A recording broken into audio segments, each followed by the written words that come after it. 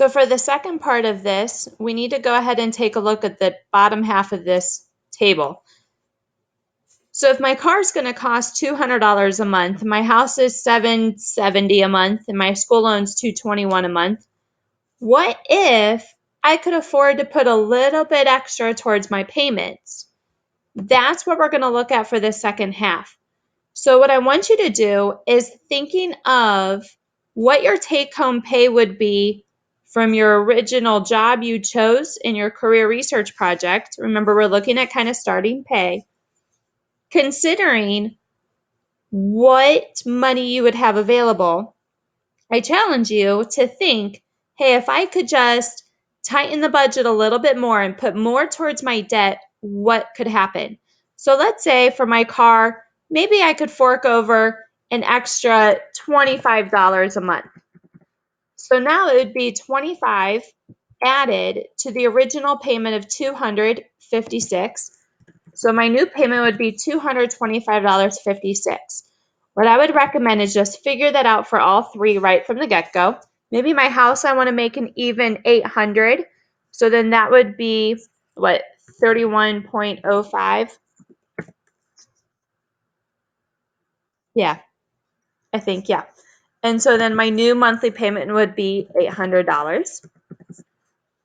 And what if my school loan, I wanted to make an even $250, so it was an extra 28.8 each month. So my payment would be $250.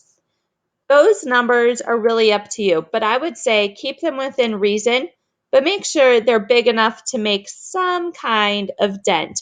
So maybe even my house, I think I could actually do an extra $81 and make an $850 payment. So you'll see what kind of changes that can make. Now, you're actually going to use the same calculators as before. So I'm going to go back to my car loan calculator where I plugged in all my information earlier. But now I'm going to click Show Amortization Schedule. Now when I click Show Amortization Schedule, it gives me an extra place to add money towards my payment. So if I'm going to pay an extra $25 a month, I'm going to put that right in here. So extra $25, apply extra payments.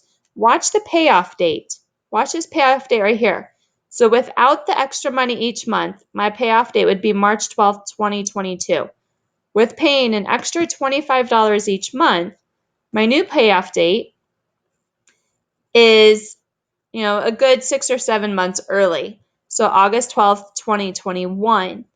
Once again, I want to see my total interest. So if I scroll all the way down, it's this column right here. I see now I'm only paying $1085.45. So I'm going to plug that in, $1085.45. I'm going to add that to my original total debt. Sorry about that. So $1085 plus my original loan of $10,795.5.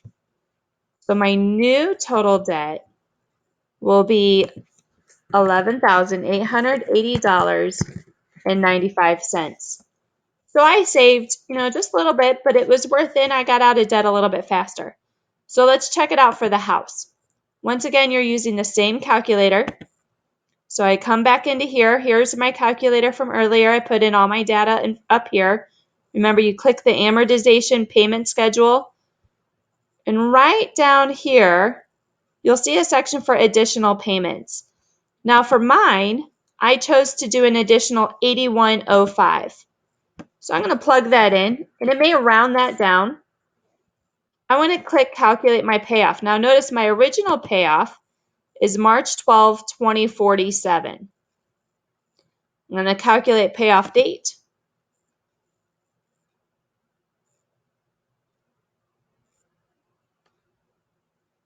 I'm going to pay that off quite a bit early. So just with an extra $81 a month, look at the payoff date now, December 12th, 2041.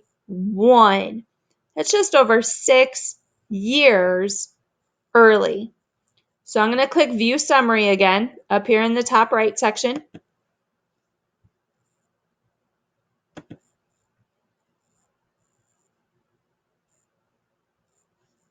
I'm going to scroll down here to the bottom. Notice it's this total interest column.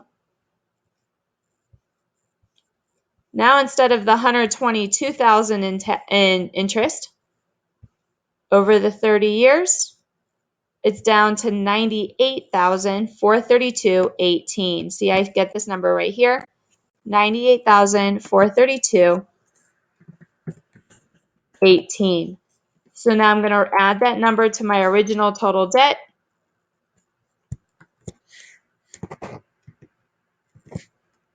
$153,920 plus what my new total interest is.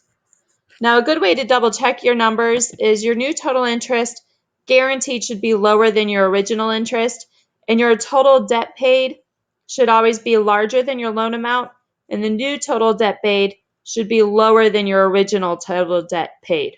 Hopefully that makes sense. So 98,432.18.